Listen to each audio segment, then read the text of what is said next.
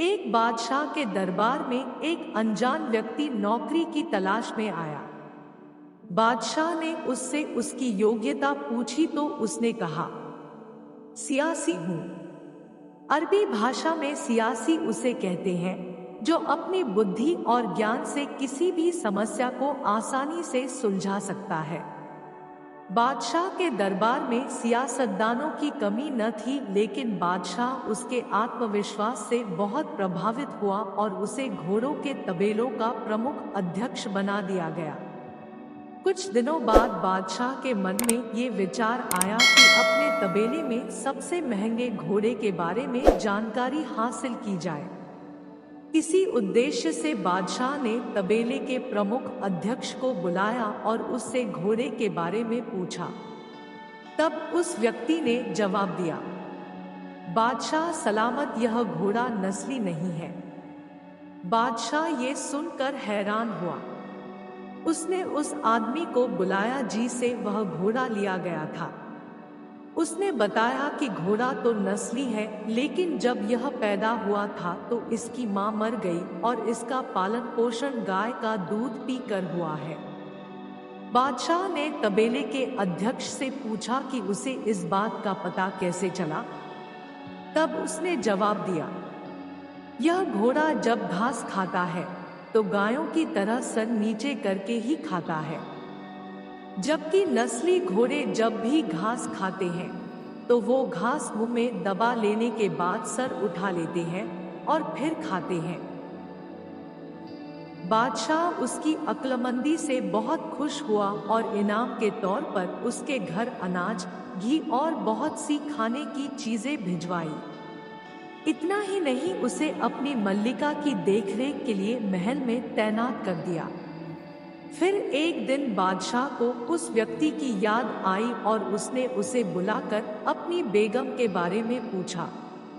तब उस व्यक्ति ने बताया, रहन-सहन तो मल्लिका जैसा है लेकिन शहजादी नहीं है।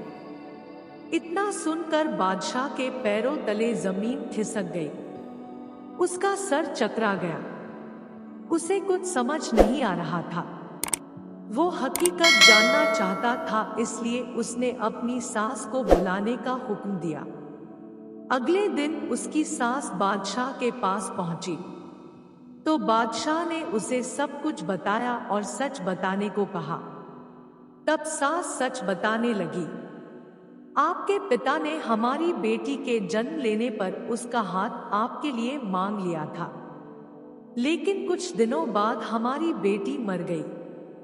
आपकी बादशाहत से करीबी रिश्ते कायम रखने के लिए हमने किसी और की बेटी को गोद ले लिया और उसका निकाह आपसे करवा दिया। हकीकत जानने के बाद बादशाह ने उस व्यक्ति से पूछा कि तुमको इस बात का इल्म कैसे हुआ कि वो शहजादी नहीं है। उस व्यक्ति ने कहा, बादशाह, आपकी बेगम का नौकरों के साथ सलूक जाहिलों से भी बदतर है।